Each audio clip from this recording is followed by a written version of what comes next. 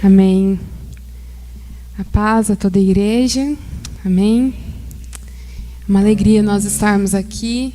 Como é precioso. Eu estava ali cantando essa canção ali e pensando, né, como que o Senhor fala aos nossos corações através de coisas tão pequenas. Essa canção tem uma letra tão bonita, tão preciosa. Essa semana eu estou angustiada com algumas decisões e é meu, somente meu, todo o trabalho, o teu trabalho é descansar em mim. Alguns irmãos também passando por lutas. Muitos irmãos têm orado pela nossa irmã Thalia.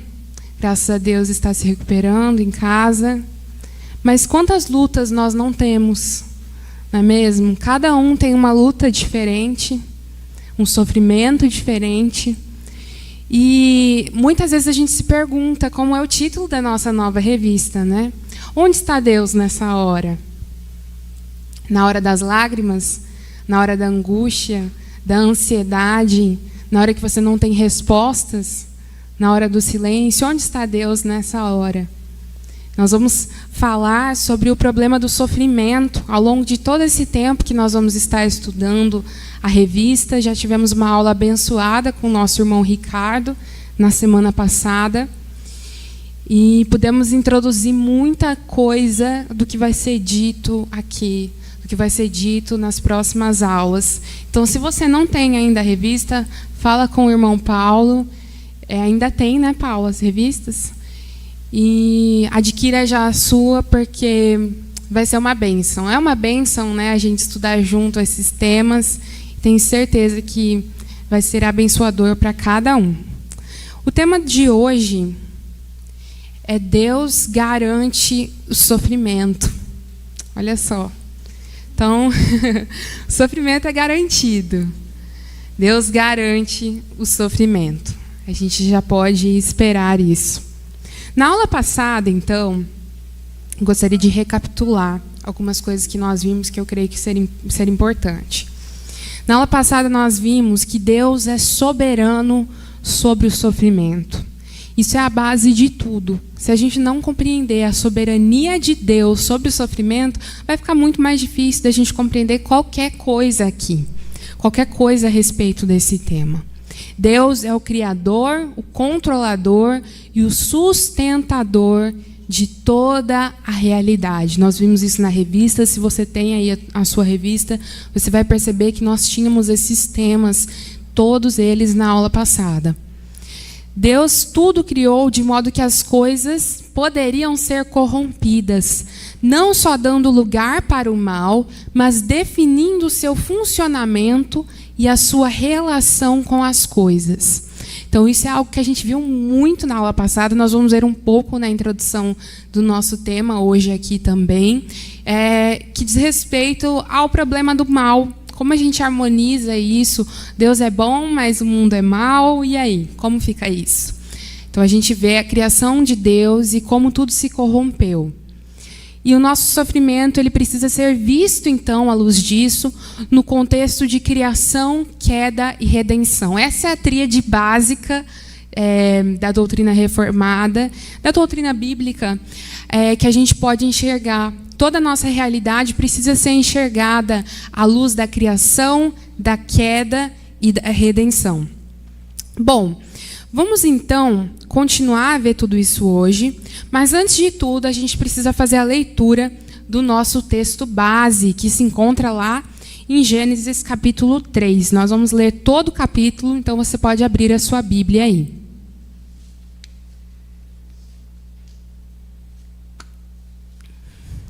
Eu não projetei o texto, minha intenção é que os irmãos façam um esforço de acompanhar aí nas suas Bíblias. Gênesis capítulo 3, a base de tudo, né? Sempre costumo falar que Gênesis é a base de todas as coisas, é por isso que a gente sempre volta para lá. É muito importante a gente estudar esse livro, muito importante mesmo. Veja, nós estamos voltando no tema do sofrimento nesse livro, quando nós falamos da criação, sobre tantos temas a gente sempre está voltando nesse livro. Então vamos lá, Gênesis capítulo 3. Mas a serpente mais astuta que todos os animais selvagens que o Senhor Deus tinha feito, disse à mulher: é verdade que Deus disse: não comam do fruto de nenhuma árvore do jardim? A mulher respondeu à serpente: do fruto das árvores do jardim podemos comer, mas do fruto da árvore que está no meio do jardim, Deus disse: vocês não devem comer dele, nem tocar nele, para que não venham a morrer. Então a serpente disse à mulher: é certo que vocês não morrerão, porque Deus sabe que no dia em que dele comerem, os olhos de vocês se abrirão, e como Deus vocês serão conhecedores do bem e do mal. Vendo a mulher que a árvore era boa para se comer, agradável aos olhos e árvore desejável para dar entendimento, tomou do seu fruto e comeu, e deu também ao seu marido, e ele comeu. Então os olhos de ambos se abriram, e percebendo que estavam nus, costuraram folhas de figueira e fizeram cintas para si. Ao ouvirem a voz do Senhor Deus, que andava no jardim quando soprava o vento suave da tarde, o homem e a sua mulher se esconderam da presença do Senhor Deus entre as árvores do jardim. E o Senhor Deus chamou o homem e lhe perguntou: onde você está? Ele respondeu: ouvi a tua voz no jardim e porque estava nu, tive medo e me escondi. Deus perguntou: quem lhe disse que você estava nu? Você comeu da árvore da qual ordenei que não comesse? Então o homem disse: a mulher que me deste para estar comigo, ela me deu da árvore e eu comi. Então o Senhor Deus disse à mulher: que é isso que você fez? A mulher respondeu: a serpente me enganou e eu comi. Então o Senhor Deus disse à serpente: por causa do que você fez, você é maldita entre todos os animais domésticos e entre todos os animais selvagens. Você rastejará sobre o seu ventre e comerá pó todos os dias da sua vida. Porém, inimizade entre você e a mulher, entre a sua descendência e o descendente dela. Este lhe ferirá a cabeça e você lhe ferirá o calcanhar. E a mulher lhe disse: aumentarei em muito os seus sofrimentos na gravidez. Com dor você dará à luz filhos. O seu desejo será para o seu marido, e ele a governará. E a Adão disse: por ter dado ouvidos à voz de sua mulher, e comido da árvore que eu havia ordenado que não comesse, maldita é a terra por sua causa. Em fadigas você obterá dela o sustento durante todos os dias de sua vida. Ela produzirá também espinhos e ervas daninhas, e você comerá a erva do campo. No suor do seu rosto você comerá o seu pão, até que volte à terra, pois dela você foi formado, porque você é pó, e ao pó voltará. E o homem deu à sua mulher o nome de Eva, por ser a mãe de todos os seres humanos. O Senhor Deus fez roupas de peles, com as quais vestiu Adão e a sua mulher. Então o Senhor Deus disse: eis que o homem se tornou como um de nós, conhecedor do bem e do mal. É preciso impedir que estenda a mão, tome também da árvore da vida, coma e viva eternamente. Por isso, o Senhor Deus o lançou fora do jardim do Éden para cultivar a terra da qual havia sido tomado. E depois de lançar fora o homem, Deus colocou querubins a leste do jardim do Éden e uma espada flamejante que se movia em todas as direções para guardar o caminho da árvore da vida. Vamos orar? Senhor Deus, a Tua palavra foi lida, a Tua palavra é preciosa demais para os nossos corações. E eu oro que ela seja mesmo, Pai, preciosa aos corações de todos aqui presentes, todos que nos assistem. Porque ela traz verdades a nós, verdades que penetram o nosso ser e nos transformam, porque a Tua palavra não volta vazia. E ela é como uma espada de 2 gumes que penetra até o ponto de dividir alma e espírito, juntas e medulas. Ah, Deus, venha penetrar no nosso espírito, venha sondar os nossos corações, venha falar conosco neste momento e nos dar o auxílio necessário. Fala, Senhor, apesar de mim, Senhor. Que o Senhor possa falar aos corações dos meus irmãos, que o Senhor possa falar ao meu coração e que o teu Santo Espírito venha nos instruir nesta manhã. É o que eu clamo a Ti, nesse momento, no nome de Cristo. Amém. Amém.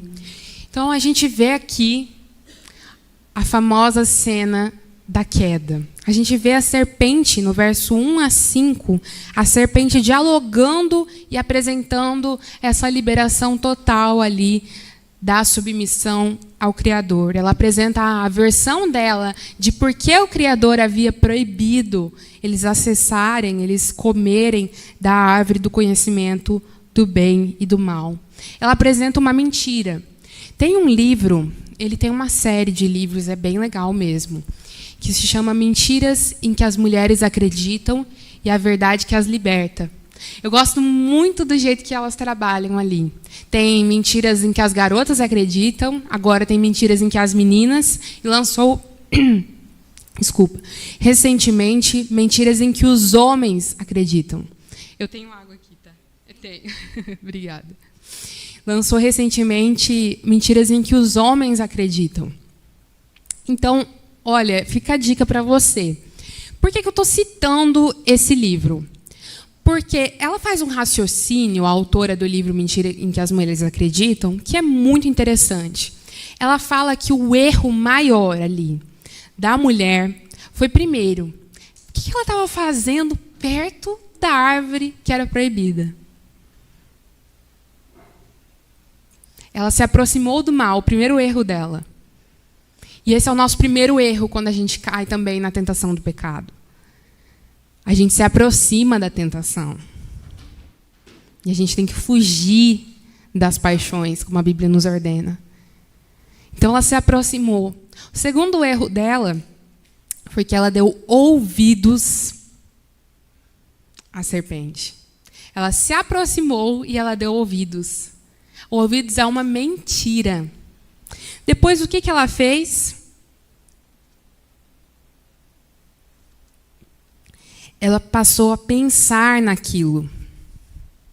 Ela passou a raciocinar com a serpente. Mas qual que era a mentira?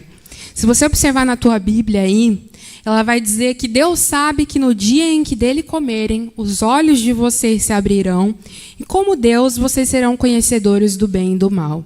Agora, o que Deus tinha falado?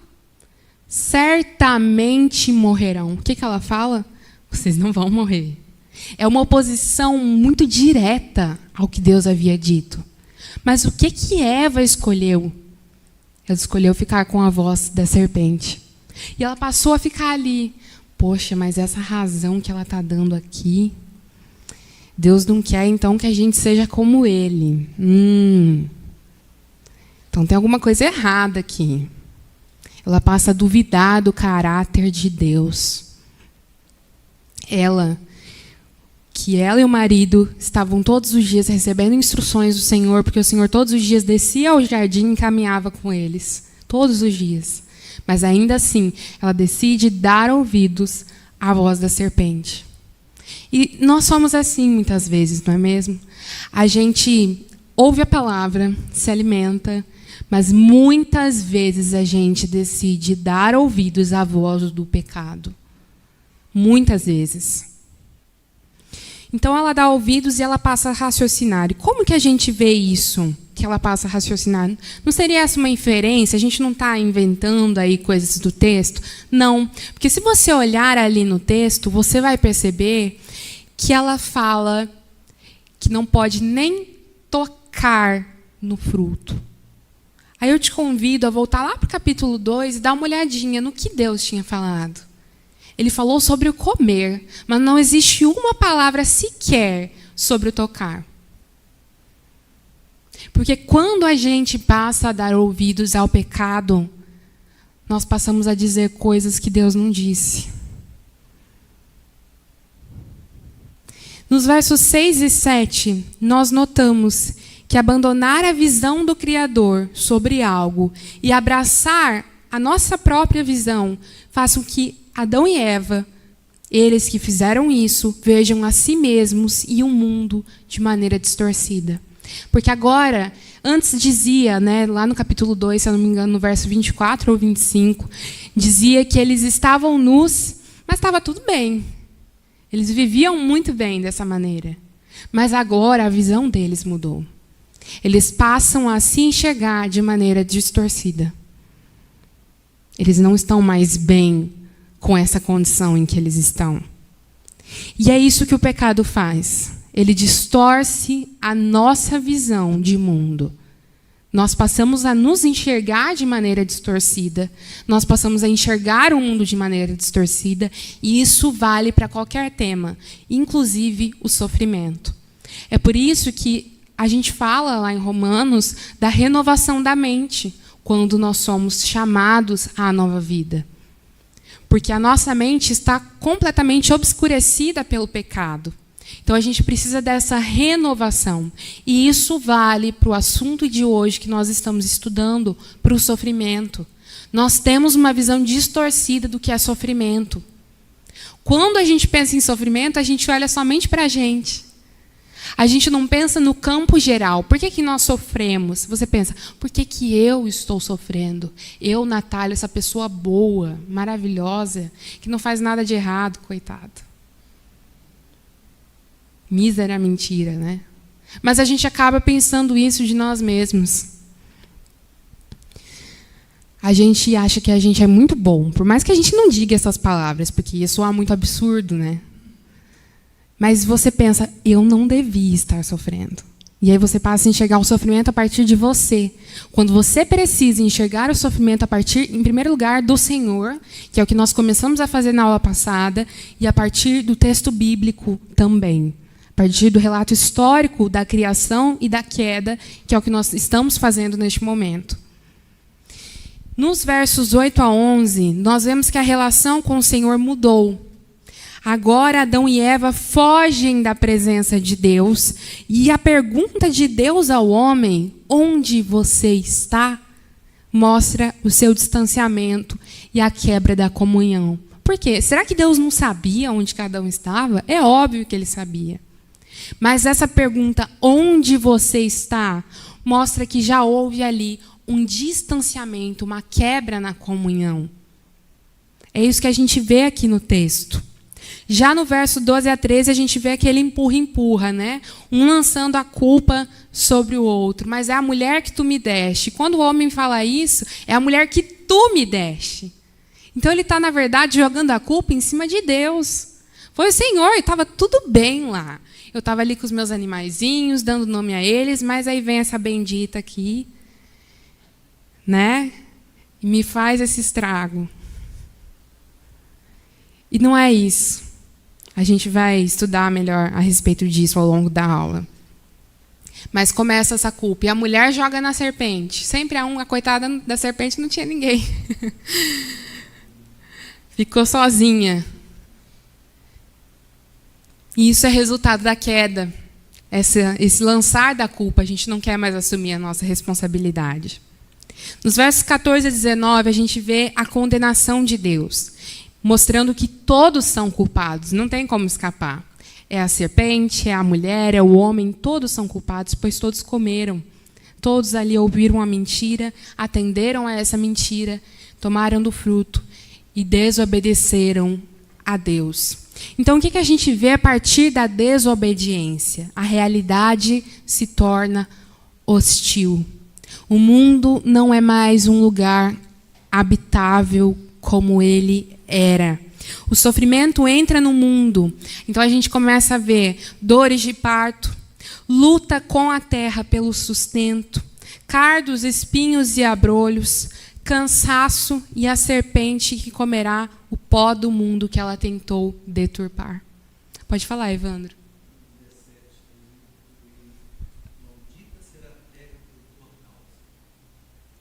Resume tudo. Maldita será a terra por sua causa. Perfeito, Evandro. Resume tudo. Tudo. A mulher recebe as maldições de acordo com a missão dela. E o homem de acordo com a sua missão. O homem voltado ali mais para o trabalho, não que a mulher não assuma também isso, mas a mulher voltada mais para a missão da maternidade, recebendo um útero na sua condição biológica. Mas ela recebe a maldição. Então, a gente tem hoje muitas coisas. A gente tem dores de parto, a gente tem complicações, a gente tem infertilidade, a gente tem todo tipo de coisa. Tudo fruto da queda. O homem luta contra a terra. Maldita é a terra por tua causa. Então, o trabalho não é aquele mar de rosas. Existe desemprego. Existe pobreza. A terra não dá o seu fruto. Escravidão. Todos esses males terríveis. A gente podia ficar, a aula inteira falando sobre os males da humanidade. Mas a gente sempre vai voltar aqui, nesse texto. Aqui é a origem de tudo, de todos os nossos sofrimentos. Todos eles começam aqui. No verso 20, nós vemos, porém, uma centelha de esperança. Porque aquela que estendeu a mão à morte é chamada agora de vida. Agora ela é Eva. Ela não é mais só a varoa, ela não é só mais a mulher, a Ixá. Ela é Eva. À luz da promessa do versículo 15, do descendente da mulher, eu estava ouvindo, depois eu vou deixar nas sugestões para aprofundamento, o pastor Mauro Meister falando sobre esse capítulo. E ele fala uma coisa que é muito interessante. Quando existe essa promessa que a gente chama de proto-evangelho, é o primeiro evangelho que a gente vê ali, a promessa do descendente, que a gente sabe que ali está falando de Cristo, o descendente da mulher que viria. Quando ali está falando isso, o Mauro Meister fala que a mulher, acho que ela deve ter tido vontade de levantar a mão assim e falar: peraí, quer dizer que com toda essa maldição eu ainda vou ser capaz de dar à luz? Vai ter descendência? Eu achei que nem ia ter. Porque é tanta maldição que eu achei que eu estava perdida. Que a gente ia morrer e ia ficar para a semente. Nem para a semente, Mas é a esperança. É a esperança do descendente. Eva é chamada vida. Eu sei que a gente tem um preconceito tão grande com Eva. Eu acho que ninguém queria dar o nome do filho de Eva, da filha de Eva. Porque a mulher que pegou o fruto proibido. Não, gente. Eva significa vida. É a mulher que, apesar de ter tomado o fruto, recebeu esse nome. Porque ela seria a mãe da humanidade. Isso é muito lindo. O Senhor, Ele tira graça do meio do sofrimento. No meio das cinzas, Ele traz vida. Aquela que estendeu a mão à morte é chamada vida. Isso é uma esperança muito grande para nós. Muito grande. No verso 21, nós vemos o primeiro sacrifício.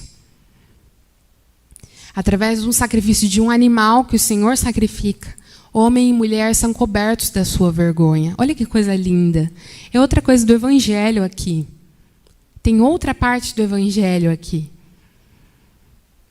Porque sem sangue não há remissão de pecados, como diz lá em Hebreus.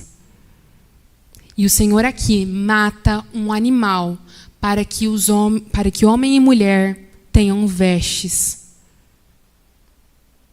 E Cristo, o que Ele faz? Ele nos cobre da nossa vergonha, como Adão e Eva foram cobertos da sua vergonha por Deus ali no jardim. É outro vislumbre da graça e do Evangelho aqui em Gênesis. A gente tem muita coisa que aprender aqui. Versos 22 a 24, o casal é finalmente expulso para que não tome também da árvore da vida e viva eternamente no pecado, o que é pior do que a morte. Se eles tomassem também da árvore da vida, todos nós estaríamos perdidos. Nós seríamos como demônios, vivendo eternamente na miséria, na destruição, na corrupção. Então, essa expulsão, por mais que pareça algo ruim, também é graça.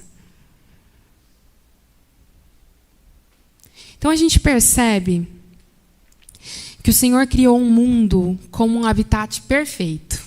Ele fez tudo maravilhoso. Ele fez uma terra que era sem forma e vazia. Ele fez disso um lugar de vida. Um lugar cheio de vida abundante, de florescimento. Do nada, ele fez um jardim frutífero. E ele pôs o homem nesse jardim como coroa da criação. Olha que coisa fantástica que Deus fez ali. Ele fez o homem e a mulher para dominarem, para cumprirem o mandato cultural, para trabalharem, para florescerem, para frutificarem. Ele fez homem e mulher para isso. Mas esse mas terrível entra em cena. Nós temos a queda. Gênesis 2,19 mostra Deus trazendo os animais como um símbolo desse domínio para que Adão lhes desse nomes. Outra coisa que o Mauro Meister fala na sua pregação, que eu achei muito legal, é que essa questão do nome na Bíblia é uma questão de domínio. Você está demonstrando o seu domínio. Mas uma coisa que eu nunca tinha parado para pensar é o teu nome. O pastor Itamar falou recentemente sobre o significado dos nomes, né? Deu uma comentada sobre isso. E essa questão dos nomes, você não escolheu o teu nome. Então, os teus pais já começaram ali com um símbolo de domínio sobre a tua vida. Ai, vamos nos rebelar. Não, né, gente? Eu lembro que quando eu era criança, eu queria trocar de nome. Quem nunca, né? Que criança nunca quis fazer isso? Queria trocar de nome, mas não tem como. Às vezes, até, eu acho que hoje tem, né, esse tal de nome social aí. Mas você acaba não excluindo o teu nome. Então, esse domínio que o teu pai colocou sobre você, a gente já vê aqui. É um exemplo. Você nomeia, você dá nome, você está definindo alguma coisa. E é isso que o homem estava fazendo com os animais ali. O Criador estava dando domínio sobre toda a criação ao ser humano. Por quê? Porque esse ambiente era dele. Agora, uma coisa interessante que a revista nos fala é que a posse era de Deus. Por mais que esse ambiente fosse do homem, para o homem, quem criou todas as coisas? Foi Deus. Toda a honra e glória devia ser dele, mas o homem se rebela. Como um filho mimado que quer trocar de nome, que quer sair da submissão do pai, que quer fazer as coisas do seu jeito. Ele se rebela. Ele toma do fruto, ele come. E a árvore do conhecimento do bem e do mal é um símbolo disso. Um símbolo de que a posse era do Senhor, de que era Ele quem determinava as regras. Por essa razão, porque o homem toma deliberadamente da criação, de maneira proibida, de maneira distinta da que o Senhor ordenou, que a desobediência afetaria não apenas o relacionamento do homem com Deus, mas também o relacionamento do homem com a criação. Por isso, na lição de hoje, nós vamos ver que o sofrimento é garantido por Deus por causa da queda humana no pecado. O nosso tema é: Deus garante o sofrimento? E é exatamente por isso. Porque o sofrimento é garantido por essa queda humana no pecado. Não é só o nosso relacionamento com Deus que é quebrado, é o nosso relacionamento com a criação. Agora nós temos animais ferozes, agora nós temos frutas, plantas venenosas. A criação não se submete mais ao nosso domínio. E agora nós lutamos para dominá-la. Isso é muito, muito claro quando um homem vai domar um animal. Você tem que submeter a criação ao teu domínio. E é algo difícil, é algo trabalhoso, é algo perigoso até. Mas é exatamente isso, é o maior símbolo de que a criação não está mais sujeita ao homem, por conta do pecado.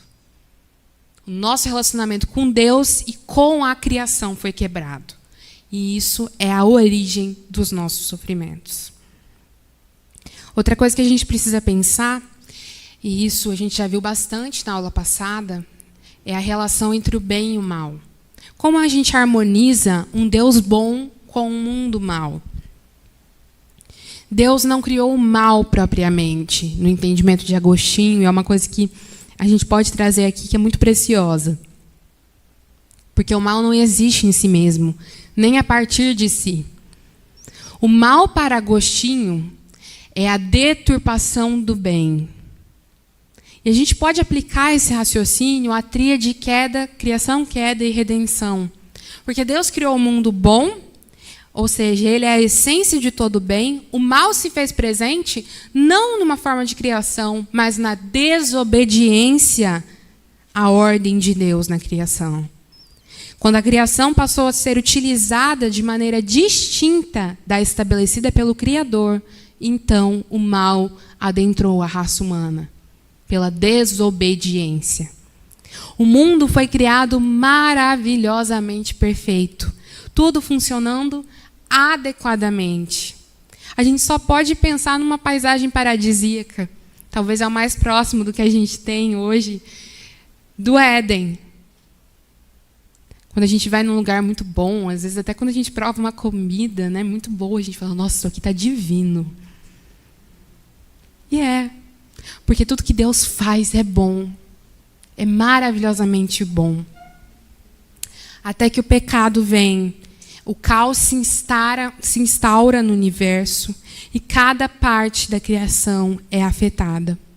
Então o mundo nunca mais será o mesmo e esse até é graça de Deus na nossa vida, até que haja a restauração na vinda do nosso Senhor, até a criação de novos céus e nova terra.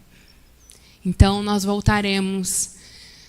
Na verdade, a gente pode dizer não que nós voltaremos, mas nós estaremos num lugar muito melhor do que o Éden. Muito melhor. Muito melhor.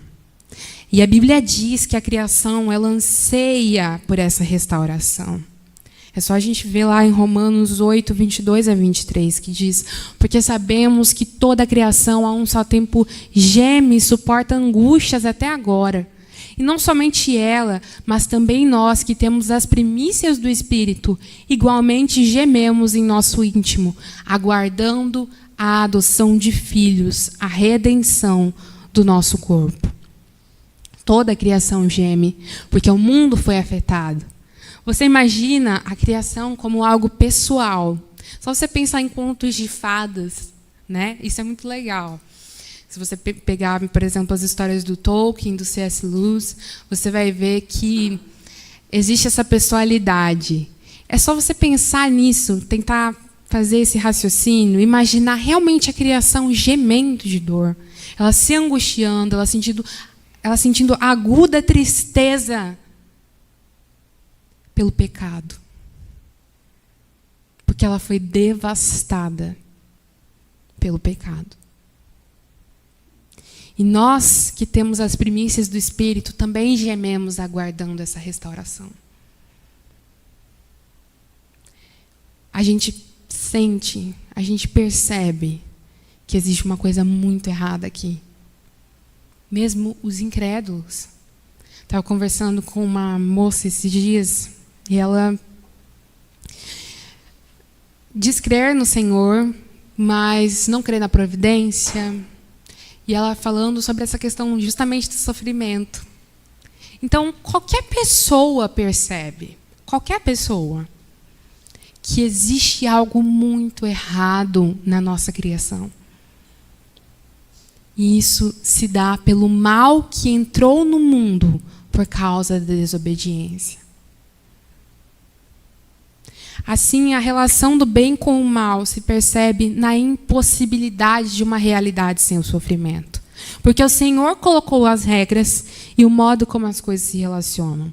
Onde o pecado deixa o seu rastro, há destruição e, portanto, sofrimento. Não há como negar isso, não há como fugir disso. Deus havia deixado muito claro que a morte passaria a reinar, caso o homem escolhesse desobedecê-lo. E o Senhor Deus ordenou ao homem: de toda a árvore do jardim você pode comer livremente, mas da árvore do conhecimento do bem e do mal você não deve comer, porque no dia em que dela comer, você certamente morrerá. O Senhor deixou isso muito claro, muito claro. Mas a serpente disse: é certo que vocês não morrerão.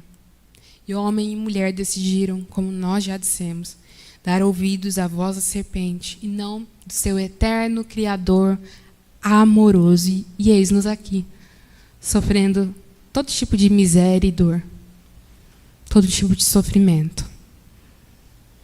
E a gente às vezes culpa, né, Adão e Eva, que Adão estava junto com a mulher. A gente às vezes culpa eles quando nós fazemos a mesma coisa. Não é? A gente dá ouvidos à voz do pecado também, ao invés de dar ouvidos à voz do nosso Criador amoroso, do nosso Pai. O sofrimento não só está nessa relação do bem com o mal, como ele é justiça.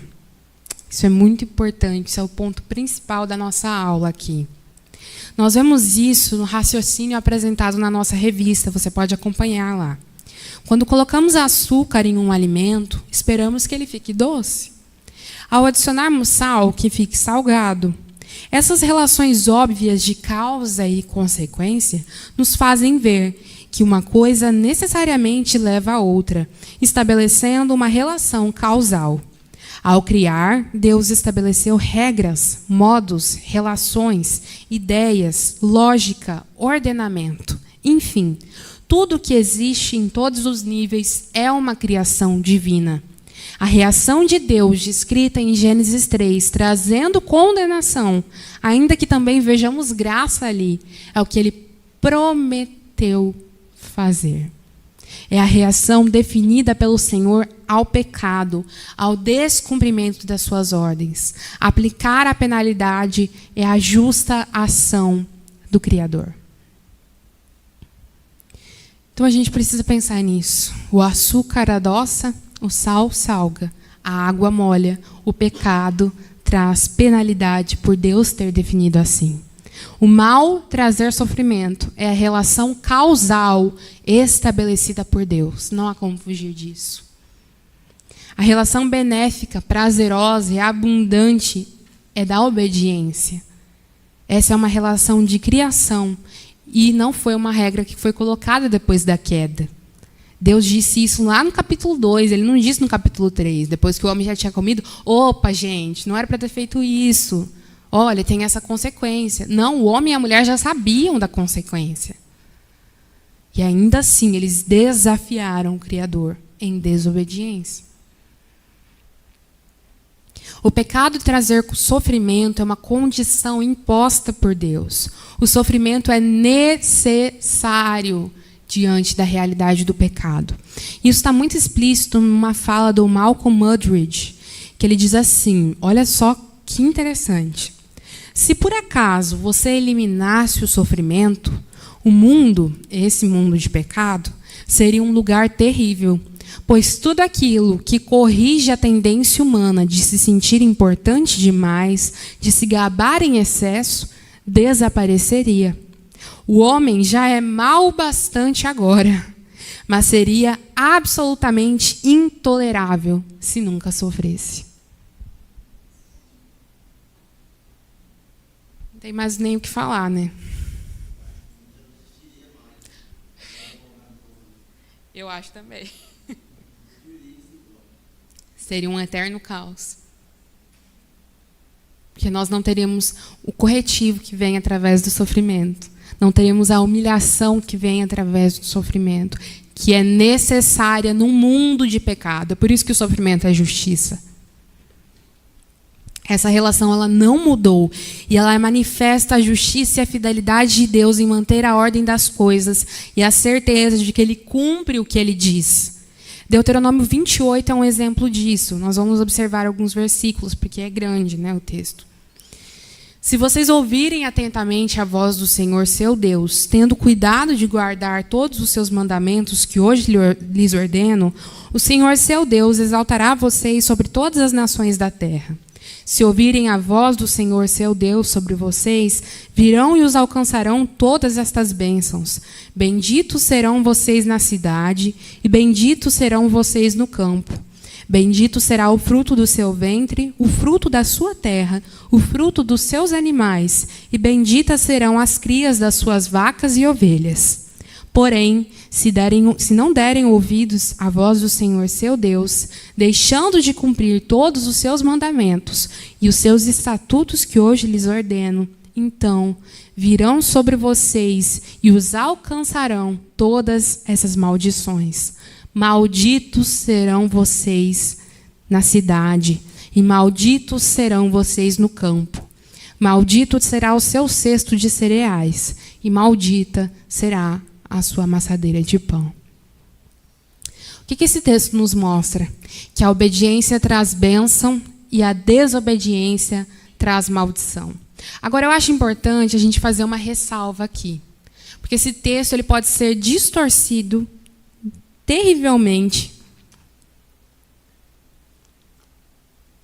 Aí nós vamos ter um problema muito grande de entender por que o justo sofre e por que o ímpio muitas vezes prospera.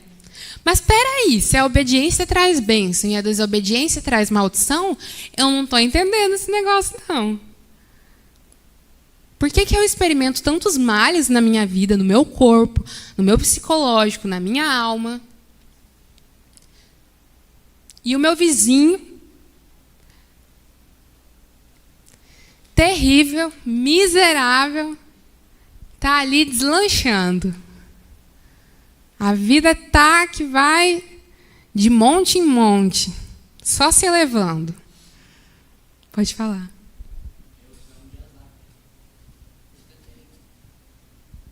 Justamente, é o Salmo de Asaf. Senhor, o que está acontecendo? Os inimigos estão prosperando, o justo está na miséria. É o Salmo de Asaf. Bem isso. Mas a gente tem que entender, em primeiro lugar, que nós, antes assim, da gente falar das incoerências que o pecado traz no mundo, é importante que a gente pense que, por exemplo, esse texto de Deuteronômio, ele está incluído na Antiga Aliança. A Antiga Aliança era muito física. Falava muito das bênçãos da terra prometida, como Canaã, uma Canaã terrena. Já na Nova Aliança, a gente vê que as bênçãos estão muito mais no campo da espiritualidade. A gente vê que a Canaã é a nova Canaã, não a igreja, mas a nova Canaã celestial. Então, a gente tem que fazer essas diferenciações do contexto que aquilo ali está inserido e também de pensar que Adão e Eva estavam, a gente estuda isso, tem uma aula que está no YouTube sobre as alianças de Deus, eles estavam debaixo do pacto das obras. Ou seja, a sua vida estava condicionada à obediência. Eles viveriam ou morreriam caso obedecessem ou desobedecessem. Então, eles estavam debaixo desse pacto. Hoje nós estamos debaixo da aliança da graça. Não havia graça lá? Não, nós já vimos que havia. Vimos na leitura do texto. E vimos que, apesar deles desobedecerem, Deus os alcança com graça. Apesar de Moisés ter desobedecido a Deus e ele não ter podido ver a terra, ainda assim o Senhor o alcança com graça.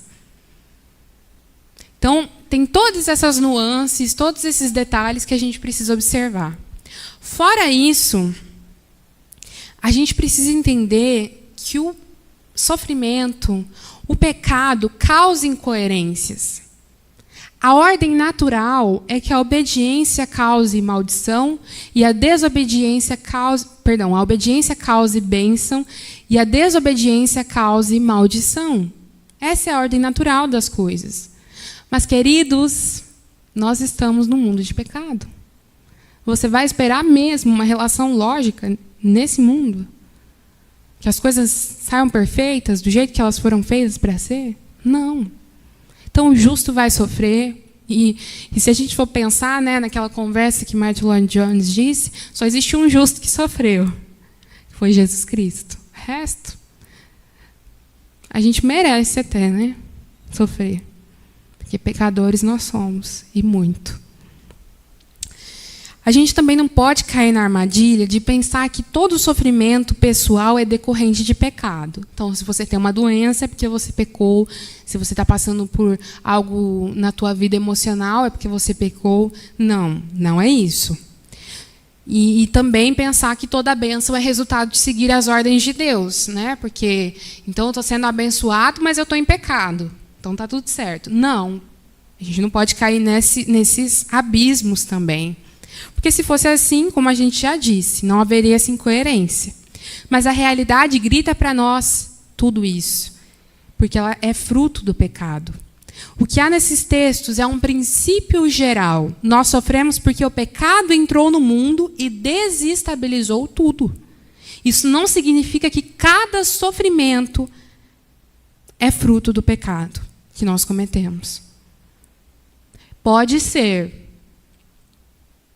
O sofrimento pode ser originado pelo pecado pessoal, mas isso não é regra. Na maioria dos casos, a pessoa não sofre porque ela pecou. Ela sofre porque Adão e Eva pecaram. É diferente. É completamente diferente. As crianças são o maior exemplo disso, né? Exatamente. Então, a gente precisa compreender esse princípio. Por quê? Jó sofreu sem ter pecado, não é mesmo? Mas Davi sofreu por ele ter pecado. A gente tem esses dois exemplos na Bíblia, que deixam isso muito claro para a gente. Nós vamos ler algumas promessas que falam sobre essa relação também. Peguem o pai e as famílias de vocês, venham para junto de mim. Eu lhes darei o melhor da terra do Egito, e vocês comerão a fartura da terra. Isaías 1:19. Se estiverem dispostos e me ouvirem, vocês comerão o melhor desta terra. Teologia da prosperidade? Não. A teologia da prosperidade que faz uso desses versículos e os distorce. Como a gente vê, eles precisam ser encarados no contexto. E a gente precisa lembrar de uma coisa. Que sim, ter o melhor dessa terra só é possível na comunhão com Deus. Mas como nós já observamos, nós estamos num mundo cheio de incoerências, cheio de pecado, que muitas vezes inverte a ordem das coisas. É crucial que nós lembremos que apenas quando a justiça divina terminar é que nós vamos ter o melhor. No juízo final, sim, a justiça será perfeita. Nós teremos o cumprimento de todas as coisas. Tudo vai se encaixar novamente. Enquanto esse tempo não chega, nós vamos padecer aflições, como o nosso Senhor já nos garantiu. Esse versículo, eu creio que ele devia ser o versículo-chave da nossa lição. Eu vos tenho dito essas coisas para que tenhais paz em mim. No mundo tereis tribulações, mas não vos desanimeis. Eu venci o mundo. João 16:33. Se estar com o Senhor é ser abençoado, seja física ou espiritualmente, o afastamento de Deus submete o homem ao inverso. Isso a gente vê até mesmo aqui. Por quê? O homem ele deveria dominar a criação. Mas debaixo do pecado, a criação é que domina o homem. É tudo invertido. A gente vê isso, por exemplo, na idolatria. O homem tem aquele capítulo de Isaías, eu não lembro se é Isaías 40, não vou me lembrar agora. 45, né? Isso mesmo. Isaías 45, que ele fala, o homem vai lá, pega uma árvore, faz madeira para ele colocar a lenha ali para ele comer, e dessa mesma madeira ele faz o ídolo sobre o qual ele vai se ajoelhar. Diante do qual ele vai se ajoelhar. O homem é subjugado pela criação, que ele deveria subjugar. E os vícios? O álcool, o sexo, coisas boas, coisas que trazem alegria ao coração do homem, mas que o homem se escraviza. A Bíblia diz que o vinho alegra o coração do homem, mas tantos estão escravizados ao álcool. O sexo foi algo que Deus fez para que haja intimidade entre o homem e a mulher.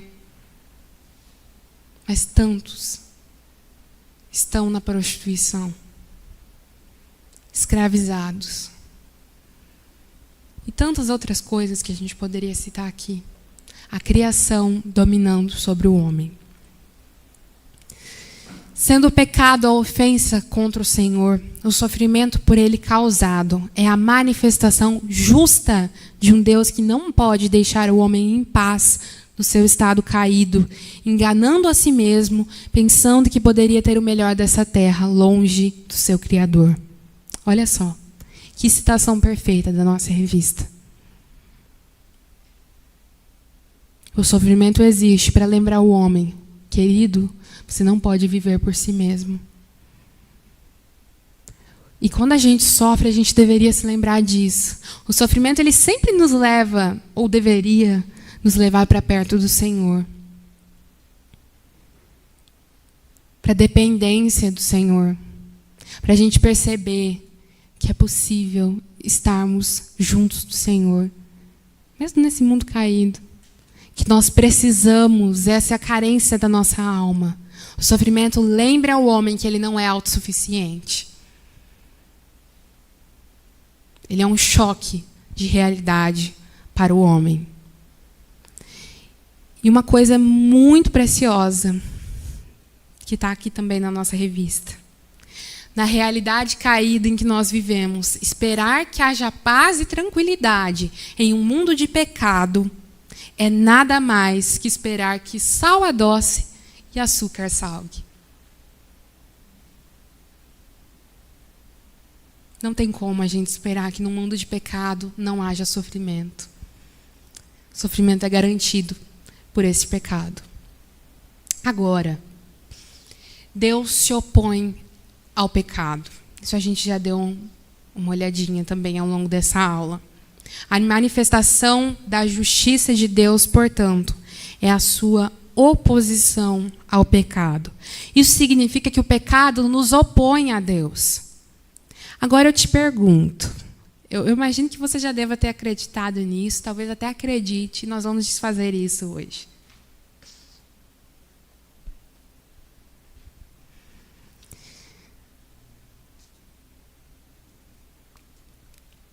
Deus odeia o pecado, mas ama o pecador. Aqui está diferente, né? Deus ama o pecador e odeia também ao mesmo tempo. Mas o que você ouve? Que é isso que eu gostaria que estivesse nesse slide.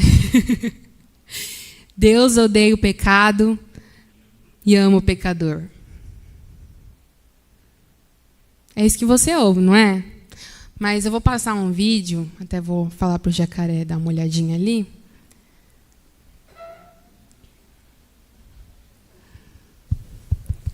Um vídeo do Paul Washer, que ele vai nos mostrar que não é bem assim.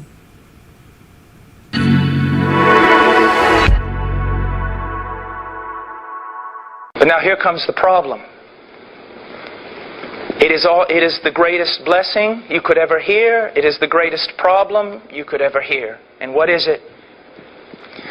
God is just. You say, well, that's good. I want a just God. I wouldn't want an all-powerful being who is evil. I want a just God. That's good news, Brother Paul. No, it's not, because you're not just. You see, here's the problem. He is a just God. And a just God, the judge of all the earth, will do right. And in doing right, His response to you is rather dreadful. Now, I know that you've heard these evangelists over and over on television. How many times do I hear evangelists get up in the pulpit and say, now the first thing I want all you good people to know is that God, unlike those Puritan preachers of yesterday, God is not an angry God. How many times have you heard that?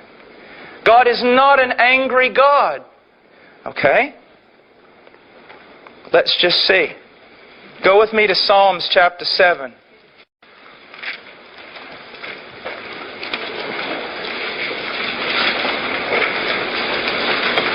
Verse 11.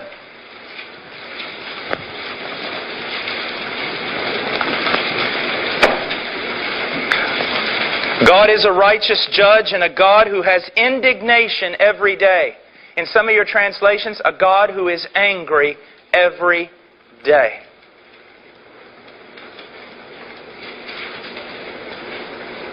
You see, God doesn't need a PR man to make Him politically correct so that people will like Him. The Bible says God is an angry God, and you ought to fall down on your knees in praise that He is. Not only is He an angry God, He is a God who hates. Not only is He an angry God, He is a God who hates. And you say, yes, Brother Paul, you're exactly right. God hates the sin and loves the sinner. Well, that looks good on the back of a Christian t-shirt, but that's not biblical.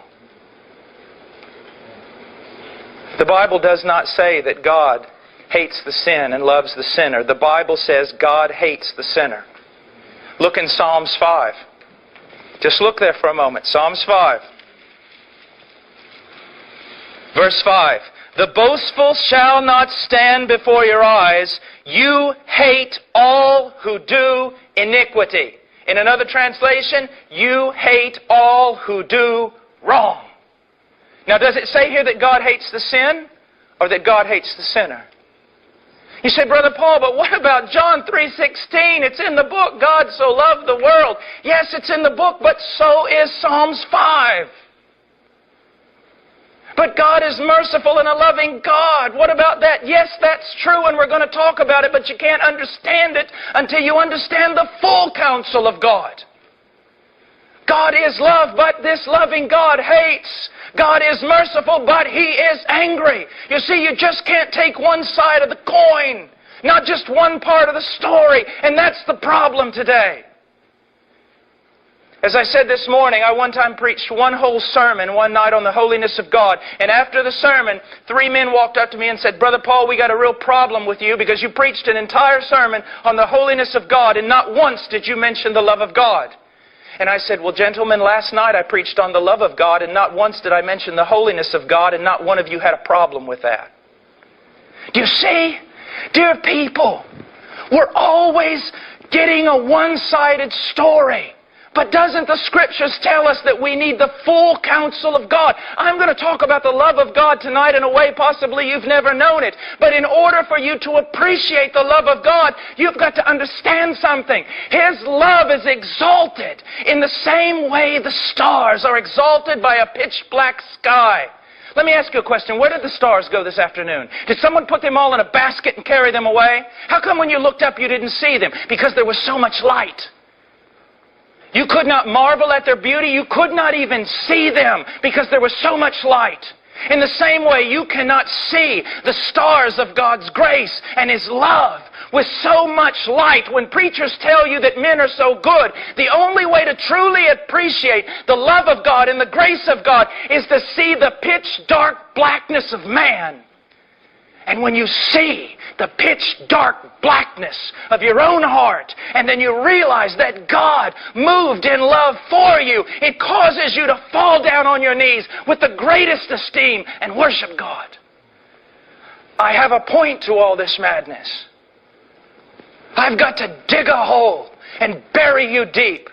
I've got to show you how dark your night and hopeless your situation, so that when I begin to talk about Jesus, you're filled with admiration.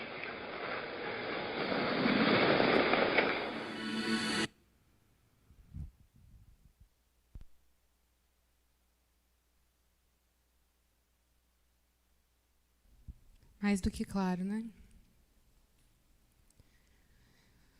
Nós temos um Deus justo. Ele não é só um Deus amoroso. E a sua justiça expressa o seu amor. Então, Deus não não só odeia o pecado, ele odeia o pecador também. Assim como João 3,16 está na Bíblia, assim está o Salmo 7, assim estão todos os outros versículos que falam sobre como Deus odeia o pecador. Então, não repita mais esse mantra, Deus odeia o pecado, mas ama o pecador, porque ele está completamente errado. Ele é antibíblico. Antibíblico, porque quem vai para o inferno não é o pecado, né? É o pecador. Não é uma ideia abstrata que vai para o inferno. É uma pessoa. Então a gente precisa se lembrar disso. A revista também diz que a paz necessária ao mundo só pode ser possível na submissão ao Criador, pois ele não deixará o homem caído desfrutar de suas bênçãos. Deus transtorna o mundo com a sua justiça, causa o confronto e tira a sua paz.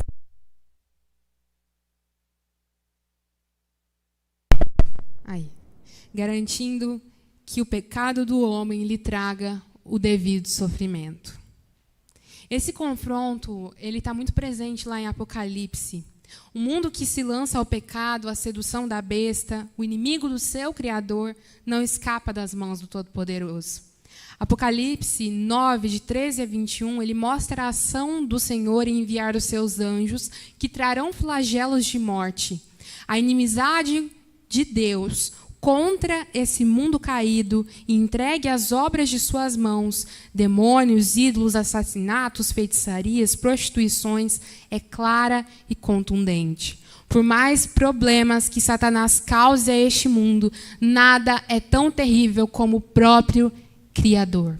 Porque, como nós vimos, nós não servimos só a um Deus bom, a um Deus amoroso, nós servimos a um Deus justo, a um Deus de ira. Se muitas vezes, principalmente quando a gente é criança, né, a gente morre de medo do diabo, queridos, a gente devia morrer de medo do nosso Criador. Cristo disse que ele via o diabo cair como um relâmpago. Nós servimos um Deus justo e um Deus irado.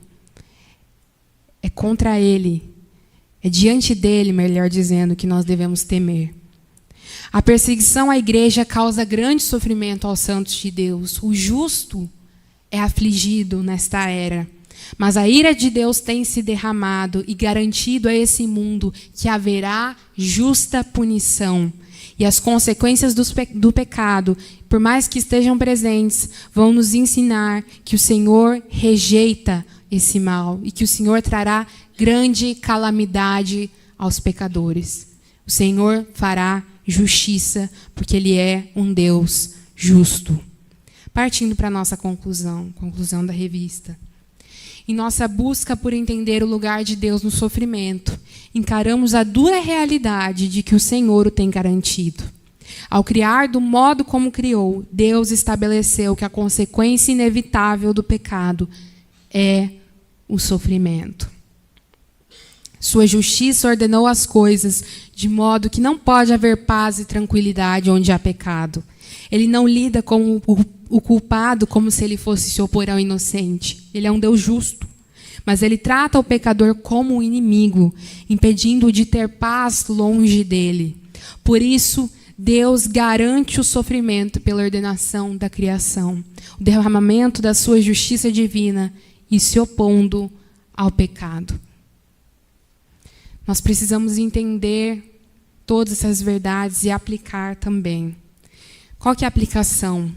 Diante da inimizade do Senhor em relação ao pecado, ore pedindo perdão e sustento divino para não praticar aquilo que tanto o ofende. Encare em cada sofrimento a justiça paterna, que não nos deixa pensar que podemos viver bem enquanto estamos afastados dele. Seja consolado, enxergando a justiça divina em cada lágrima. Mesmo que você não tenha pecado para estar sofrendo, lembre-se, o sofrimento não é fruto do pecado pessoal. Mas, de qualquer forma, você sofre, meu irmão e minha irmã, porque o pecado entrou no mundo e afetou toda a nossa raça.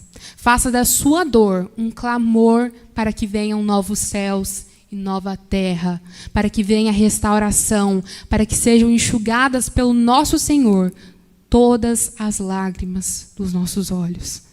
É isso que a gente precisa pensar nos momentos de sofrimento.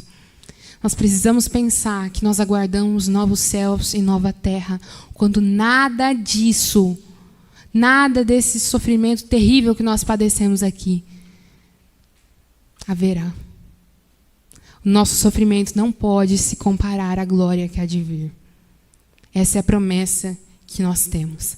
Agora eu gostaria de finalizar com um texto que eu escrevi no ano passado, na campanha do Setembro Amarelo. O Setembro Amarelo que fala, né, da prevenção ao suicídio, que são tratados muitos temas ali da depressão, sofrimentos variados. E eu gostaria de ler esse texto porque eu acho que ele resume bem tudo que nós vimos aqui nessa aula. Então eu peço a tua paciência aí. O texto ele tem o título Por que sofremos? Para responder a essa pergunta, é necessário que retrocedamos a um período específico da história. É necessário que nos voltemos para a origem de todos os males existentes na vida debaixo do sol. É preciso que retornemos ao momento em que o primeiro homem e a primeira mulher viviam suas vidas em perfeita harmonia, sem conhecer o significado de dor, ou de forma ainda mais abrangente, sem conhecer o mal. É necessário que nos voltemos ao Gênesis, onde tudo começa e onde se encontra a base de tudo. A você, querido irmão e querida irmã, que despreza esse livro, só posso dizer o quanto você está enganado e está perdendo em não lê-lo e estudá-lo. O capítulo 3 deste, que é o primeiro livro da Bíblia, marca uma grande mudança nessa condição perfeita. Marca a queda da humanidade. Homem e mulher desobedeceram ao seu Criador ao comer do fruto proibido. Não pense que isso seja uma bobeira. Era atentar contra a ordem do autor da vida. Quem tudo sabe é a própria essência da bondade. Eles preferiram ouvir a voz de Satanás por meio da serpente. O resultado trágico é uma realidade patente aos nossos olhos, de miséria, desgraça e toda sorte de males, dores e enfermidades. Todo mal, todo sofrimento advém desse momento, da desobediência de nossos primeiros pais, Adão e Eva. Se existem problemas, lágrimas, cansaço, dores e doenças, esse é o motivo. O pecado manchou toda a nossa realidade e afetou toda a condição humana. Isso inclui os seus aspectos físicos, mentais e espirituais. Nossas pernas se tornaram pesadas com o passar dos anos, porque agora existe o desgaste. Nossa alma não se volta mais com naturalidade para a vontade do Senhor, mas o tempo todo nos voltamos para o que o desagrada. Nossa mente já não opera de modo perfeito e nos vemos nas mais variadas circunstâncias sofrendo. O sofrimento é real, a dor é real, o prejuízo físico é real, a morte espiritual é real, as doenças mentais são reais. Tudo isso é fruto de uma realidade pós-queda que aguarda a restauração de todas as coisas. E o nosso Deus é soberano e fez provisão através de seu Filho para mudar este cenário. Jesus Cristo, Filho de Deus, se fez homem de dores e habitou entre nós. Ele conheceu o sofrimento de perto, porque não temos o sumo sacerdote que não possa se compadecer das nossas fraquezas. Pelo contrário, ele foi tentado em todas as coisas à nossa semelhança, mas sem pecado. Hebreus 4,15. Ele se compadece de nossas fraquezas. Em sua carne, ele sofreu e suportou angústia profunda. Mais do que tudo isso, ele carregou o peso dos nossos pecados e foi moído como sacrifício para que nós tivéssemos nova vida e fôssemos libertos da escravidão do pecado. Ele nos resgatou da nossa pior mazela, uma vida de escravidão a Satanás. Agora, livres e nascidos de novo, ainda estamos no mundo, um mundo caído, e ainda suportamos e lidamos diretamente com as consequências disso. Ainda lidamos com a nossa natureza caída, matando dia a dia o nosso velho homem e batalhando em santificação por meio de sua graça. Ainda lidamos com duras circunstâncias e padecemos todo tipo de angústia em nossa mente e em nosso corpo. Lidamos com enfermidades, sejam elas um câncer, uma depressão, um resfriado, uma espécie de paralisia ou ataques de pânico.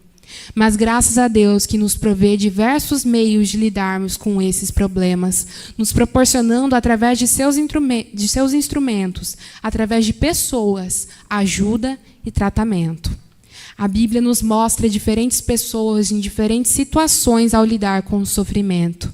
Em todo o tempo, o Senhor esteve com elas, mesmo em meio às suas queixas.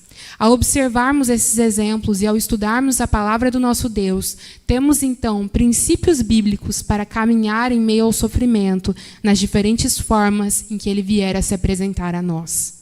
Vale também ressaltar que, apesar das dores, do sofrimento, do mal de uma forma geral, serem oriundos de uma condição pós-queda, da entrada do pecado original, não são, no entanto, fruto de pecado pessoal. Tudo isso podemos observar através do estudo das Escrituras. Então, a gente precisa ter todas essas coisas em mente. E antes de passar para nossas sugestões, para os irmãos se aprofundarem melhor nesse assunto, queria que a gente ficasse em pé para fazer a nossa oração final.